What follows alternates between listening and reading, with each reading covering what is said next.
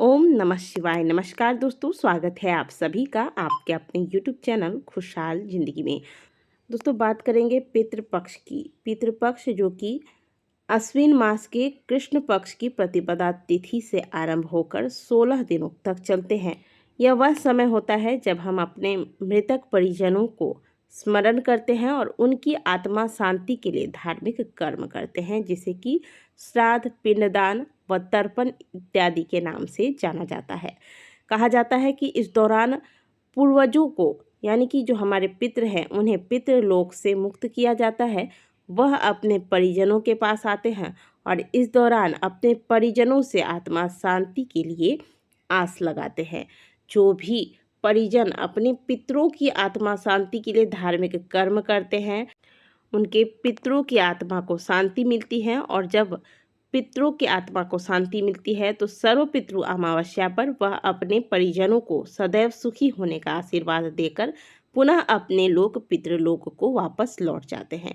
लेकिन इसके विपरीत जो परिजन अपने पितरों का स्मरण नहीं करते, वह पितृपक्ष के दौरान जो कार्य वर्जित बताए गए हैं उन कार्यों को करते हैं, तो इससे पितरों की आत्मा को कष्ट होता है और पितरों का अपमान होता है।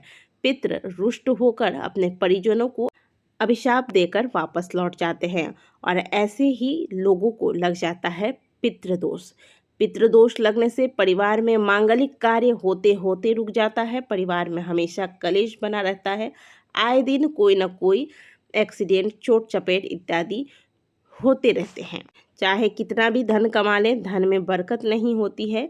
इसके अलावा अन्य अन्य बहुत प्रकार की समस्याओं का सामना करना पड़ता है जब परिवार में पितृ दोष लग जाता है। ऐसे में चाहे व्यक्ति कितना भी पूजा पाठ कर ले, उसके पूजा पाठ का भी पूर्ण फल उसे प्राप्त नहीं होता, क्योंकि जब पितृ हमसे रुष्ट होते हैं तो देवी देवताओं की भी कृपा उस प्रकार से नहीं हो पाती है जिस प्रकार से हमें होनी चाहिए। इसीलिए आपने कई लोगों को कहते हुए सुना होगा कि इतनी पूजा पाठ करने के बाद भी जीवन में परेशानियां समाप्त ही नहीं हो रही है। इसका वजह यही है कि जब परिवार में पितृदोष लग जाता है तो अब किया गया पूजा पाठ, दान इत्यादि का भी पूर्ण फल प्राप्त नहीं हो पाता है। इसलिए बहुत आवश्यक है जीवन में सुखी होने के लिए देवी देवताओं के साथ साथ पितृ देवता का भी हम पर कृपा बना रहे। तो पितृ पक्ष में कुछ ऐसे कार्य बताए गए हैं जिन्हें करने से बचना चाहिए, नहीं तो पितृ रुष्ट हो जाते हैं। चलिए जानते हैं, क्योंकि पितृपक्ष बहुत जल्द आरंभ होने वाला है। ऐसे में कई लोग ऐसे होते हैं जो पितृपक्ष के दौरान जिन्हें पता चलता है कि यह कार्य नहीं करना चाहिए था, लेकिन हमने अज्ञानतावश यह कार्य कर दिया। इसके लिए आवश्यक है कि आपको यह जानकारियाँ पहले से हो जाए। तो मैं आपके लिए ये जानकारी लेकर आई हूँ, वीडियो को अंत तक जरूर देखिएगा। पितृपक्ष में शराब, मांसाहार, पान, बैगन, प्याज, लहसुन, बासी भोजन, सफ़ेद तिल, लौकी, मूली, काला नमक, सत्तू, जीरा, मसूर की दाल, सरसों का साग आदि वर्जित माना गया है। इसके अलावा कुम्हड़े की सब्जी भूलकर भी पितृपक्ष के दौरान घर में नहीं बनानी चाहिए और ना ही पितरों के निमित्त जो आप श्राद्ध, भोज इत्यादि कराते हैं उसमें कुम्हड़े का प्रयोग करना चाहिए। इससे पितृ रुष्ट होते हैं। पितृपक्ष के दौरान घर में किसी भी प्रकार के मांगलिक कार्य करने से बचना चाहिए, जैसे विवाह, गृह प्रवेश, जनेऊ संस्कार, नामकरण संस्कार, दुकान का मुहूर्त, नए घर का नींव देना या फिर कोई नया वाहन खरीदना, घर में किसी भी प्रकार की नई प्रॉपर्टी लेना, ये सारे कार्य पितृपक्ष में वर्जित माने गए हैं।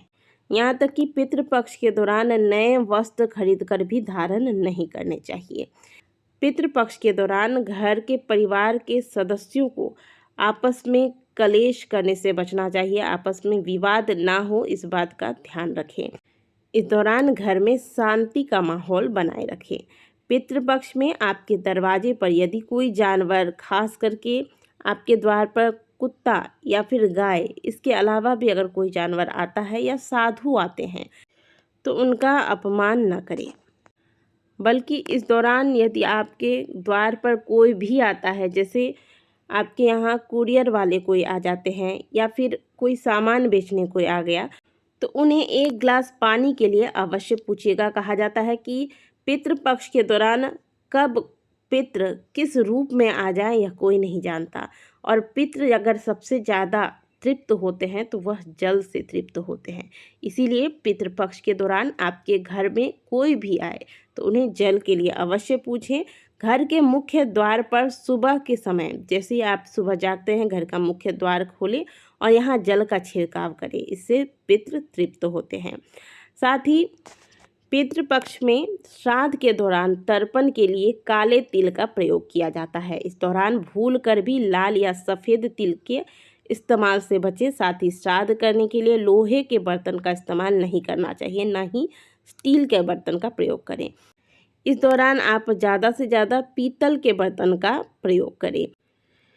श्राद्ध पक्ष में आप पितरों के निमित्त जो श्राद्ध का भोजन बनाते हैं उस भोजन को हमेशा स्नान करने के बाद ही बनाना चाहिए और इस भोजन को ना तो पहले स्वयं चखना चाहिए और ना ही परिवार के अन्य सदस्यों को चखाना चाहिए। पितृपक्ष में झूठ नहीं बोलना चाहिए। इसके अलावा किसी को भी अपशब्द नहीं कहना चाहिए। सट्टा खेलने के लिए आप छल कपट करने जैसे कार्य को न करें, ऐसा करने से पितृ नाराज होते हैं। साथ ही श्राद्ध पक्ष में ब्रह्मचर्य का पालन करें। पितृपक्ष में कभी भी सूर्योदय के बाद तक नहीं सोना चाहिए। सूर्योदय होने से पहले जाग जाएं। घर की साफ सफाई करने के बाद स्नान के बाद सूर्य देव को अर्घ्य दें और हो सके तो रविवार छोड़कर प्रतिदिन पितृपक्ष के दौरान पीपल वृक्ष में दक्षिण मुखी होकर 1 लोटा जल में काला तिल, कुछ मीठा यानी कि थोड़ा मिश्री वगैरह डालकर इस प्रकार से जल तैयार करके लेकर जाएं और इस जल को पितरों का ध्यान करके पीपल वृक्ष में अर्पित करें। इससे पितृ तृप्त होते हैं और सारे प्रकार के दोष कुंडली से समाप्त हो जाते हैं। तो दोस्तों पितृपक्ष पर इस प्रकार से आपको अपने पितरों को प्रसन्न करने के लिए जो कार्य पितृपक्ष में वर्जित बताए गए हैं उनको ध्यान में रखना चाहिए। साल 2024 में पितृपक्ष 18 सितंबर से आरंभ हो रहा है। पितृपक्ष के दौरान खुद से पितरों को तर्पण किस प्रकार से करें, इस पर हमारे चैनल पर आपको वीडियो प्राप्त हो जाएगी, आप सर्च करके देख सकते हैं। आशा करते हैं कि आज की दी गई जानकारी आपको अच्छी लगी होगी। वीडियो अगर आपको अच्छी लगी है तो वीडियो को लाइक ज़रूर कीजिएगा। कमेंट बॉक्स में हर हर महादेव अवश्य लिखिएगा। मिलते हैं आपसे अगले वीडियो में, तब तक के लिए ओम नमः शिवाय, हर हर महादेव।